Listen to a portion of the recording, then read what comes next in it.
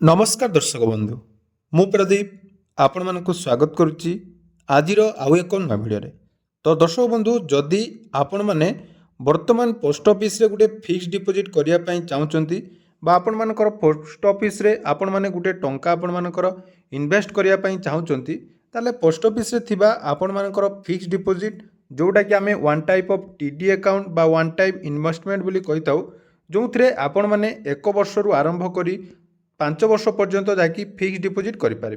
तो ये fix deposit जोटा कि पोस्ट ऑफिस रे आपण मानक पई वर्तमान उपलब्ध अच्छी जो थे आपण मानकर 7.5% जाकि इंटरेस्ट आपण मानक मिलता है। एवं अन्यान्य जदि आम देखा बैंक रे हो बा अन्यान्य जगार जिते आपण माने फिक्स डिपोजिट करूचंती ता तुलन में वर्तमान पोस्ट ऑफिस आपण मानक भल सुधर हार प्रदान करुच्ची। तेणु या पूर्व आम पोस्ट ऑफिस रे थिबा आरडी स्कीम एवं पोस्ट ऑफिस रे थिबा समस्त स्कीम रो नुआ सुध हिसाब विषय जानिथिलु। तेणु आसंतु आजिर ई भिडियो रे पोस्ट ऑफिस रे जदि वर्तमान आपण माने गुटे फिक्स डिपोजिट करिया पई चाहुचंती ताहले आपण माने केते टंका डिपोजिट कले आपण मानकु केते टंकार सुध मिलिबो से विषय डिटेल्स आलोचना करिबा। ता सहित पोस्ट ऑफिस रे फिक्स डिपोजिट को माने करि परिबे एवं एथिरे कोन रहिछि आपण मानकर अकाउंट ओपनिंग रो प्रोसेस से विषय संपूर्ण डिटेल्स आजिर ई भिडियो रे आमे आलोचना करिबा। ता पूर्व जदि चैनल को प्रथम दर विजिट करछंती वीडियो को लाइक करेंगे, चैनल को सब्सक्राइब करने सहित पाखरे थिबा बेल आइकन को क्लिक करी ऑल ले सेट कर देबे। तो दर्शक बंधु जेते बेले आपण माने टंका इन्वेस्ट करिया पई जाउचंती तो सब बेले आपण मानक मन रे जो प्रश्नटी थाए जे टंका आपण मानकर कोउटी 100% सिक्योर रहिबो। तेणु सब बेले मु आपण मानक परामर्श देई थाए जे पोस्ट ऑफिस रे आपण माने टंका रखंतु जोंथरे आपण मानकर टंका 100% जाकी सिक्योर रहिबो। एवं आपण मानक अन्यान्य जो संस्था गुड़िक रही बैंक कहतु बा अन्यान्य जो भी आपण माने फिक्स डिपोजिट रखिए ताठारू पोस्ट ऑफिस रे वर्तमान आपण मानक भल सुध मिलिबो। तेणु पोस्ट ऑफिस रे थिबा एफडी अकाउंट बा जोटा को आमे कहूँ टीडी बा टाइम डिपोजिट जो थे आपण मानक ऑप्शन रही एक वर्ष पई आपण माने टीडी अकाउंट ओपन करि परिबे नले 2 वर्ष पई करि परिबे 3 वर्ष पई करि परिबे बा 5 वर्ष पई आपण माने निज टंका को जाकी एथिरे फिक्स डिपोजिट बा टाइम डिपोजिट करि परिबे। जो थिरे देखंतु आपण मानकर इंटरेस्ट रेट वर्तमान जो नुआ इंटरेस्ट रेट रही 6.9 नु आरंभ होउची एवं तार मैक्सिमम आपण माने 7.5% जाकी पाई परिबे। या सहित पोस्ट ऑफिस रे बहुत सारा फिक्स डिपोजिट रही जमीती कि आपण माने जानिथिबे एमआईएस आपण मानकर रही मंथली इनकम स्कीम से बड़ी सीनियर सिटीजन सेविंग स्कीम आपण मानकर रही से जोटा कि 8.2 रही इंटरेस्ट ता सहित आपण मानकर नेशनल सेविंग सर्टिफिकेट तार मध्य रही से विषय आम परवर्ती भिडियो रे डिटेल सब आलोचना करबा। तेणु आपण माने प्रथमे जानतु पोस्ट ऑफिस रो जो टीडी बा आपण मान फिक्स डिपोजिट रही से आपण माने केमिति अकाउंट खोलिबे एवं यार क्राइटेरिया कौन सब रही।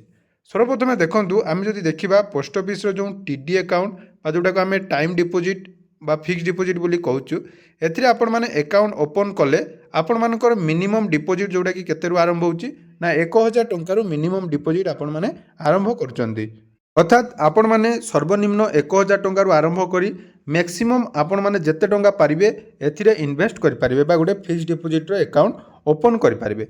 एवं फिक्स डिपोजिट रे वर्तमान जो सुध रही सेटा देखंतु वर्तमान एई सुधर हार वर्तमान लागू रही 1 ईयर टीडी पाई आपण मानकर रोची 6.9% जोटा कि इंटरेस्ट रेट बा आपण माने जदि एक वर्ष पई गोटे फिक्स डिपोजिट अकाउंट ओपन करचंती ताले एठी आपण मानकु 6.9% मिलुची सुध। सेही बळी 2 वर्षर फिक्स डिपोजिट ऊपर आपण मानकु 7%, 3 वर्षर फिक्स डिपोजिट ऊपर आपण मानकु 7.1% एवं 5 इयर्स रो टीडी अकाउंट ओपन कले एठी आपण मानकर 7.5% आपण माने इंटरेस्ट पाई था। एबे देखंतु एलिजिबिलिटी जदि देखिबा जे को माने फिक्स डिपोजिट पाई एलिजिबल बा को माने फिक्स डिपोजिट अकाउंट ओपन करि परिबे। देखंतु फिक्स डिपोजिट अकाउंट ओपन करिया पई हेले सर्वप्रथम आपण माने जने भारतीय नागरिक होइतिबा दरकार एवं जने सिंगल अडल्ट अर्थात 18 वर्ष रु जदि आपण मानकर अधिक अछि ताले निज नाम रे आपण माने गुटे फिक्स डिपोजिट करि परिबे। ता सहित एथिरे जॉइंट अकाउंट रो मध्य व्यवस्था अछि मैक्सिमम आपण माने 3 जण अडल्ट को नै गुटे जॉइंट अकाउंट मध्य आपण माने ओपन करि परिबे। या सहित आपण मानकर guardian on the behalf of minor अर्थात माइनर माने तांको गार्डियन को थ्रू रे मध्य एठी आपण मानकर अकाउंट ओपन करि पारिबे।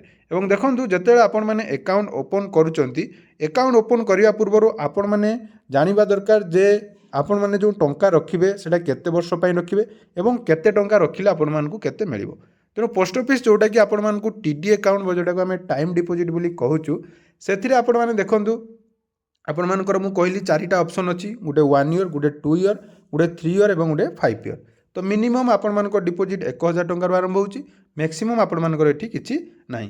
ଏବଂ ଯେଉଁ ଆପଣମାନଙ୍କର ଆନୁଆଲି ଇଣ୍ଟରେଷ୍ଟ ଯେଉଁଟାକି ଆପଣମାନଙ୍କୁ ମିଳୁଛି, ସେଇଟା ଆପଣମାନଙ୍କର କ୍ୱାର୍ଟରଲି ବେସିସ୍ରେ ଆପଣମାନେ ଏଠି କମ୍ପାଉଣ୍ଡ ଇଣ୍ଟରେଷ୍ଟ ଆକାରରେ ଯାଇକି ଟଙ୍କା ପାଇବେ।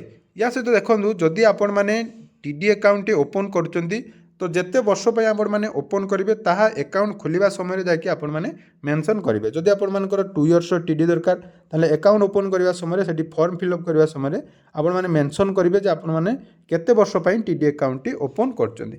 ଏବଂ ଆପଣମାନେ ଯେଉଁ TD ଆକାଉଣ୍ଟଟି ଓପନ୍ କରୁଛନ୍ତି, ମନେ ରଖନ୍ତୁ 5 ଇୟର୍ TD ଆପଣମାନେ କଲେ ଏଠି ଇନକମ୍ ଟ୍ୟାକ୍ସର ଯେଉଁଟାକି 80C ଅନୁସାରେ ଆପଣମାନଙ୍କର ଯାଇକି ଏଠି ଇନଭେଷ୍ଟମେଣ୍ଟରେ ଇନଭଲ୍ଭ ହେବ। ଅର୍ଥାତ୍ ଆପଣମାନେ ଇନକମ୍ ଟ୍ୟାକ୍ସର ଯେଉଁ ରହିଛି ସାଙ୍କସନ୍ 80Cରେ ଆପଣମାନେ ଯେଉଁ ରିଟର୍ଣ୍ଣ ପାଇବେ ବା ଯେଉଁ ୱିଡ୍ରଲ୍ ପାଇବେ ତା ଉପରେ ଆପଣମାନଙ୍କର 8 ଟ୍ୟାକ୍ସ ଲାଗିବ।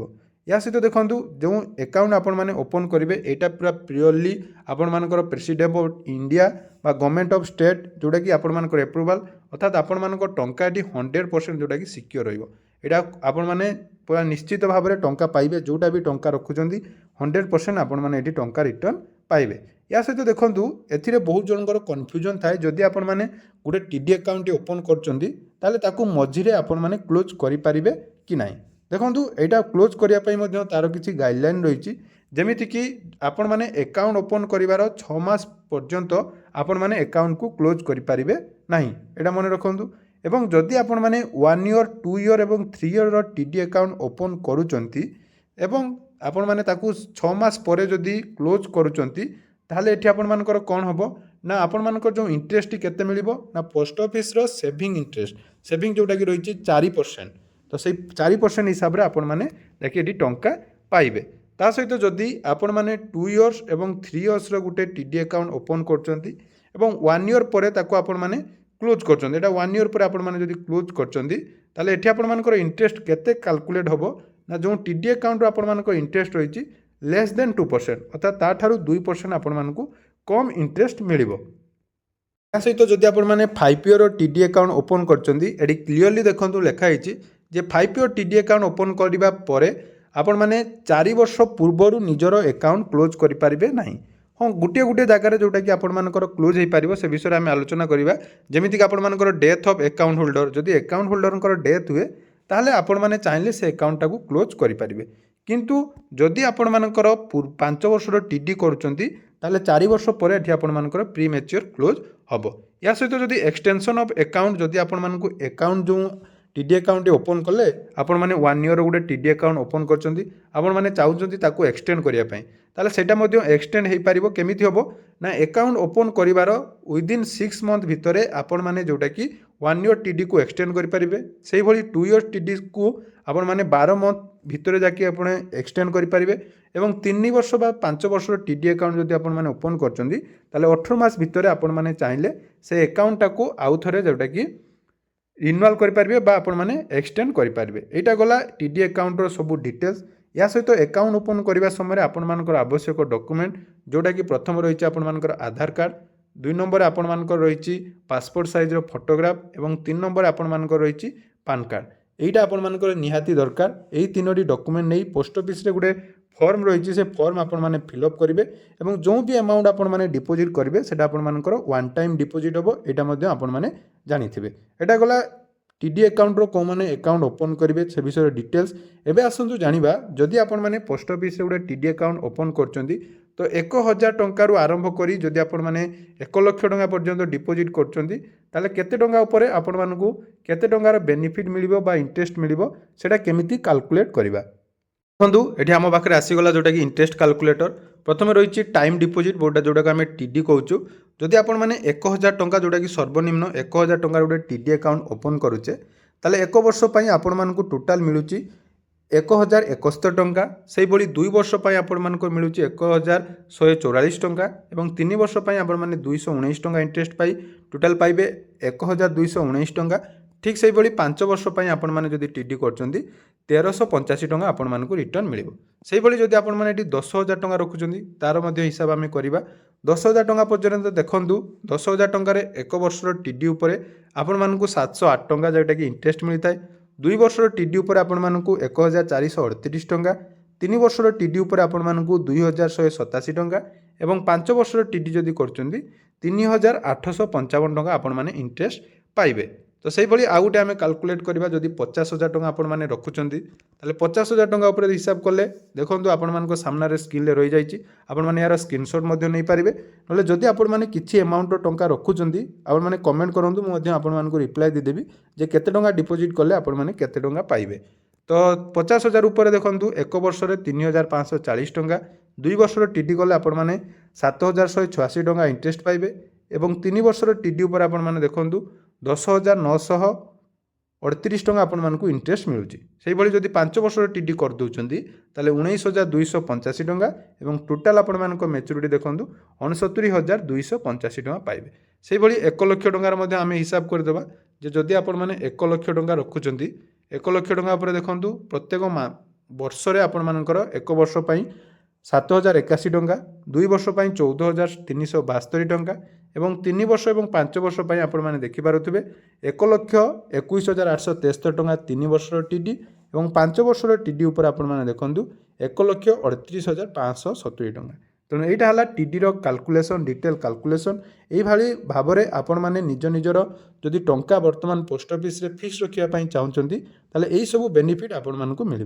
तेणु आशा करुच्ची भिडियोटी आपण मानक निहाती इनफॉर्मेटिव लगी। तो जदि भिडियोटी भल लगी चैनल को सब्सक्राइब करेंगे और यार परवर्ती भिडियो रे आम पोस्ट ऑफिस रे आउ कौन स्कीम विषय आलोचना करवा निहाती कमेंट सेक्शन में जनइबे। धन्यवाद।